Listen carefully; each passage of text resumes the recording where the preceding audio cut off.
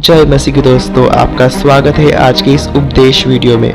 दोस्तों, आज के इस दौर में Facebook, WhatsApp, Instagram, YouTube shorts, Twitter, share chat, आज के इस दौर में लोग जितना टाइम अपने परिवार को नहीं देते, उससे ज़्यादा टाइम इन ऐप्स को चलाने में व्यस्त रहते हैं।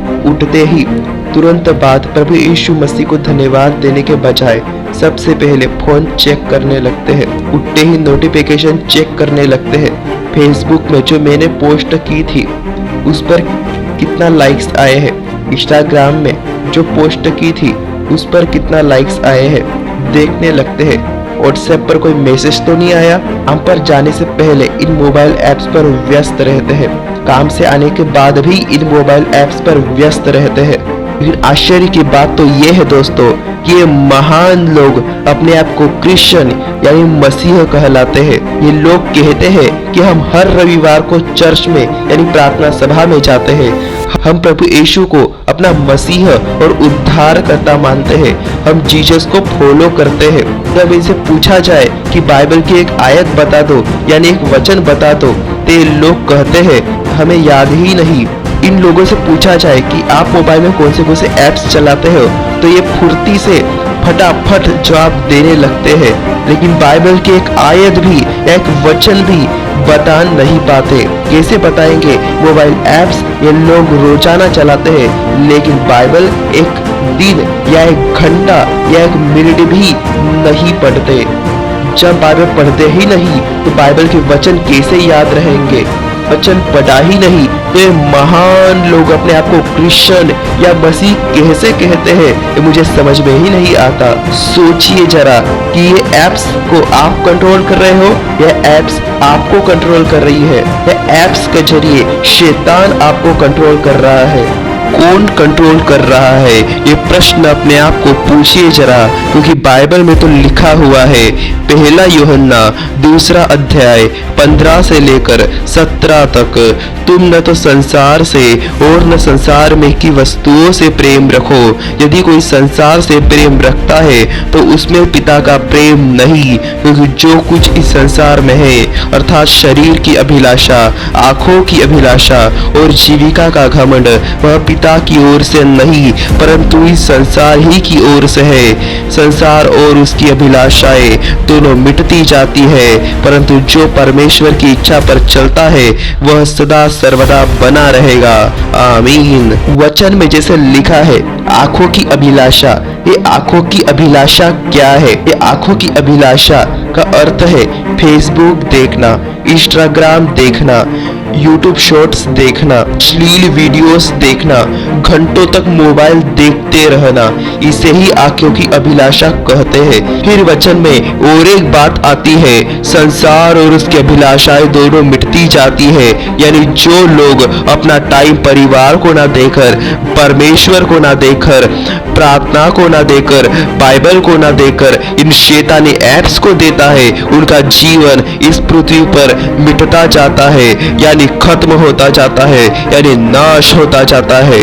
और मरने के बाद भी नरक में भी उनकी आत्मा का नाश होता जाता है, यानी मिटता जाता है।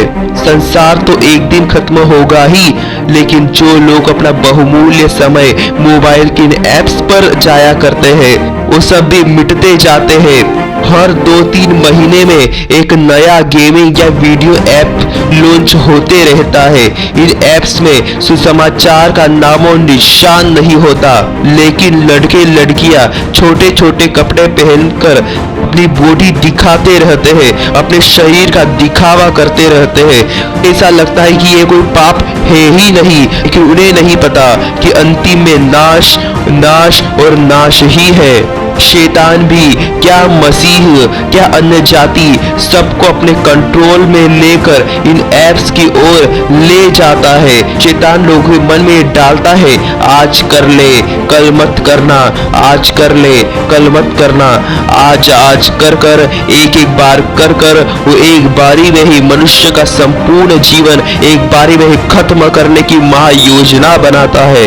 शैतान मनुष्य के जीवन को हमेशा इन टाइम पास करने वाली एप्स के जरिए व्यस्त रखना चाहता है। शैतान लोगों को लालच के जरिए कंट्रोल करता है। बाइबल में भी वो कैसे प्रभु को अपने लालच के जरिए कंट्रोल करने की कोशिश कर रहा है। शैतान प्रभु को लालच के जरिए प्रभु की परीक्षा करने की कोशिश कर रहा है। हम बाइबल में पढ़ते हैं मत्ती रचित सुसमाचार 4 अध्याय 8 से लेकर 10 वचन तक। फिर इब्लीस उसे एक बहुत ऊंचे पहाड़ पर ले गया और सारे जगत के राज्य और उसका वैभव दिखाकर उससे कहा, यदि तू गिरकर मुझे प्रणाम करे तो मैं यह सब कुछ तुझे दे दूंगा।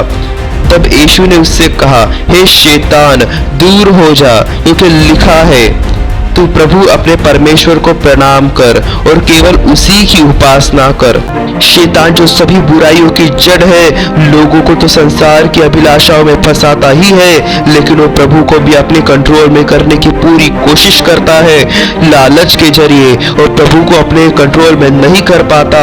लेकिन आज के इस दौर में वो पूरी दुनिया को अपनी उंगलियों पर नचाना चाहता है। शैतान चाहता है कि पूरी दुनिया उसके कंट्रोल में रहे, इसीलिए वो मनुष्य को एप्स के जरिए, मोबाइल के जरिए, टीवी के जरिए और संसार की आदि शिक्षाओं के जरिए कंट्रोल करना चाहता है। वो चाहता है कि कोई परमेश्वर को टाइम दे ही ना, परंतु एप्स, मोबाइल, टीवी और बातों में अपना समय जाया करे, परमेश्वर की प्रार्थना ना करे, बाइबल ना पढ़े, आराधना ना करे, सांसारिक एप्स में, मोबाइल में और टीवी में लगे रहे, निरंतर लगे रहे। इन अभिलाषाओं से भागो और परमेश्वर की उपस्थिति में आ जाओ।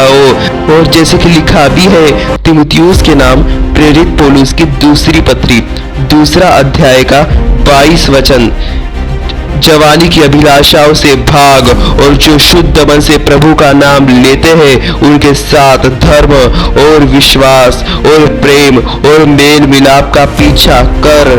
आमीन।